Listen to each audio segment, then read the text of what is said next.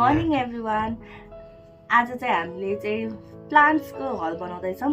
यो चाहिँ viral flower crew नेपालबाट चाहिँ हामीले हिजो किनेर ल्याएको अनि आज बिहान बिहानै बनाउनु मन लागिहाल्यो अनि त्यही भएर बनाउँदैछौँ। ल हामीले चाहिँ प्लान्ट्स र गमलाहरू लिएको छौँ, त्यसको प्राइस र हामी प्लान्ट चाहिँ देखाइदिन्छौँ। ल अहिलेको भाइरल लेभेन्डर प्लान्ट यसको चाहिँ पर्यो 100 रुपिज। अनि त्यस्तै गरी यो ब्राजिलियन वुड विथ ग्लास यसको चाहिँ पर्यो 500 रुपिज। अनि हामीले चाहिँ यो बुद्धको सेपको राम्रो लागेर चाहिँ दुईटै लिएर आएछौँ कि दुईटै लिएर आयौँ। यसको चाहिँ 450 इच। अनि कम्प्लिमेन्ट्रीमा चाहिँ हामीले प्लेट पनि लिएर आएको छौँ दुईटा।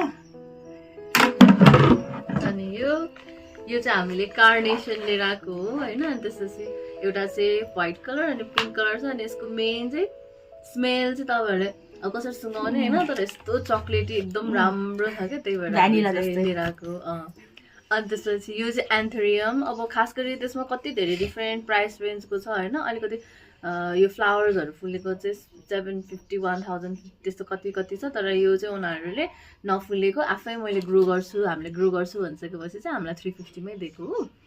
अनि त्यसपछि यो चाहिँ गार्डेनिया चाहिँ मेरो फेभरेट फ्लावर।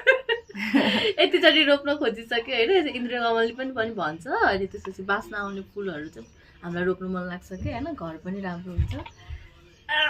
यो चाहिँ एजिलियाको खास गरी 150 मै आउँछ त्यहाँ रहेछ होइन। तर मैले चाहिँ यो झ्याउ हुन्छ नि त, यसको लागि चाहिँ स्पेसल यो पात पाएको चाहिन्छ अरे कि, अनि त्यही भएर त्यहीँबाट चाहिँ लिएको। अनि यो ओभरअल यो माटो सबै अनि गमला प्लान्ट अनि यो गरेर चाहिँ 600 मा चाहिँ दिएको थियो मलाई।